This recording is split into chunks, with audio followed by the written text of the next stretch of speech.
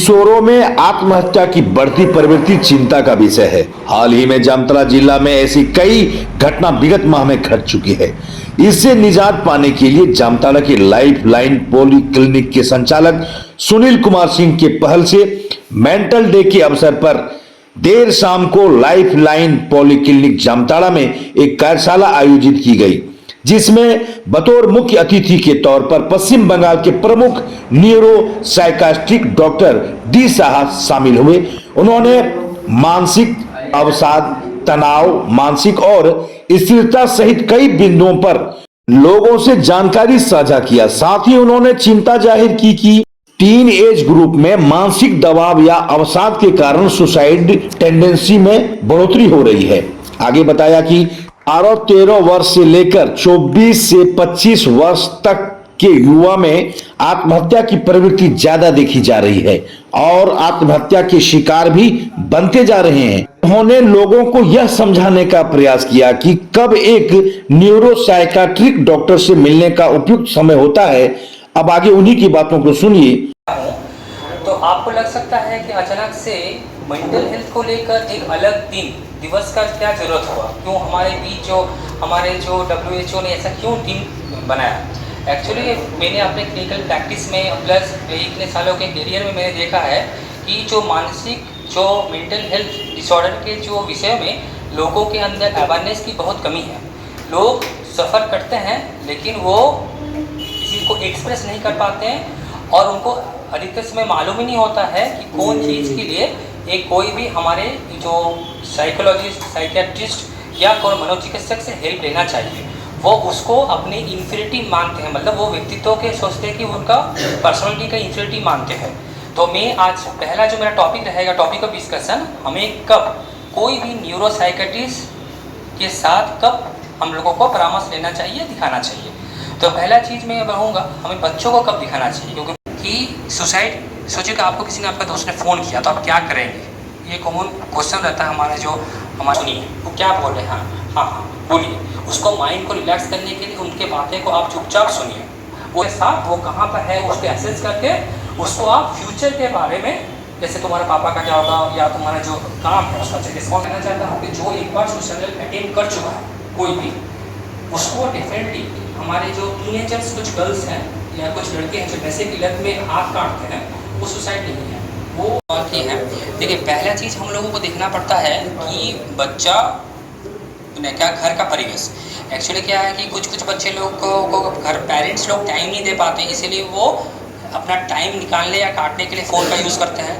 और दूसरा चीज़ होता है कि घर में सभी फ़ोन का यूज़ करते हैं। हम लोग को इसलिए फैमिली स्ट्रक्चर देखना पड़ता है और यहाँ पर देखने के बाद हम लोग समझ पाते हैं कि यहाँ पर फैमिली स्ट्रक्चर में सभी यूज़ करते हैं। तो हम लोग क्या पहले चीज़ हम लोग करते हैं क्या है कि जैसे खाने के टाइम में हम लोग बोलते हैं कि नो फ़ोन जोन। इससे क्या होता है कि आप जब अपने बच्चों को बोलेंगे देखो फ़ोन मत यूज़ करो, आप अपने फ़ोन में व्हाट्सअप देख रहे हैं या फ़ोन से बातें, ऐसा नहीं होता है। तो आपको क्या करना है कि पहले अपने को रोल मॉडल बनाना है कि देखो मैं भी खाने के टाइम में या सोने के टाइम में या जो कॉमन डिस्कशन का टाइम में मैं फ़ोन नहीं यूज़ करता।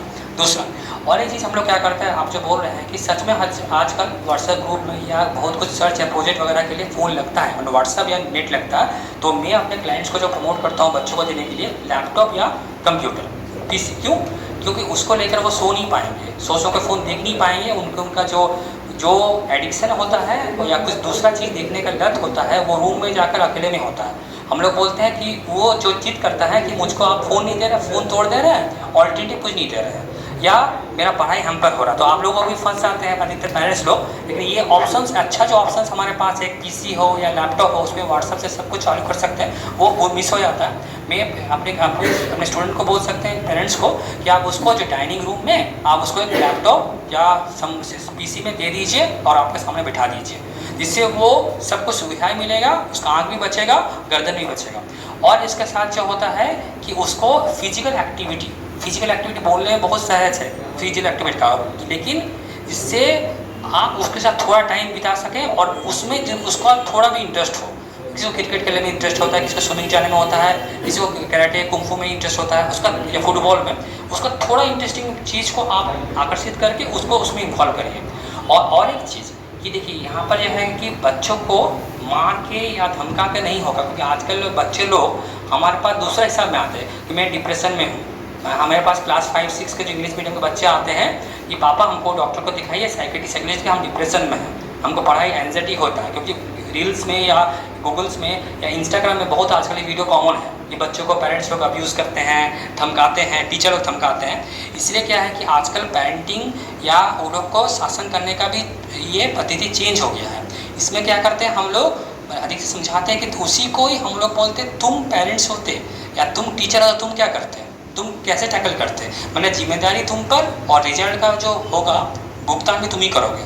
जैसे कुछ ख़राब हो या कुछ मैंने उसका जो उसको समझना पड़ेगा। जैसे सोचिए कि उसको आप बोले कि आज जाकर तुम उसको सब्जी लाने बोले, वो क्या किया, अपना मंगन है फ़ोन ये ना मैं भूल गया सब्जी लाना, तो रात में सब्जी नहीं बना, तो अब वो उसको अब दूसरा ऑप्शन स्विगी या जोमेटो से मत मंगाने दीजिए। कि उसको हम चाहते हैं कि आप उसका रिजल्ट समझाइए कि तुम नहीं लाया बोल के खाना नहीं बना, जो बन रहा है दाल भात खाओ या आलू की सब्ज़ी खाओ। तो उसको समझ में आएगा कि मेरा जो रिस्पॉन्सिबिलिटी और उसका जो फीडबैक हमको ही लेना पड़ेगा।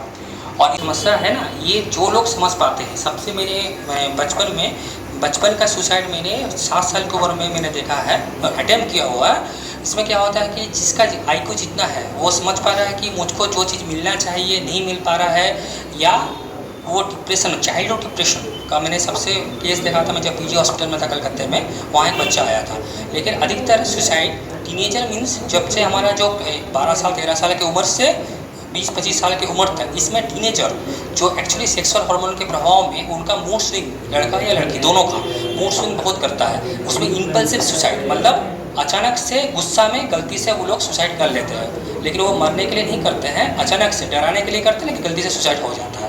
ये चीज़ ये टीनेजर जो 11-12 साल से 25-26 साल तक की उम्र में हो अधिकतर पाया जाता है। इस यहाँ पर उन लोग को मैनेज करना थोड़ा डिफ़िकल्ट होता है, थोड़ा सहानुभूति से उनको समझाना पड़ता है कि ऐसा करने से आपका रिस्क फैक्टर कितना हो सकता है। मैंने आप गलती से आप फिनाइल खा रहे हैं या हाथ काट रहे हैं, लेकिन आपको समझ में नहीं हाथ का स्लीव वाला नस कट जाएगा तो आप मर भी सकते हैं, या दरवाज़ा बंद करके टैबलेट्स खा ले रहे हैं। उनको समझाना पड़ता है कि हम लोग उनको यही समझाते हैं कि जो चीज़ बातचीत समाधान होता है उसके लिए सुसाइड किया हाथ मत काटो।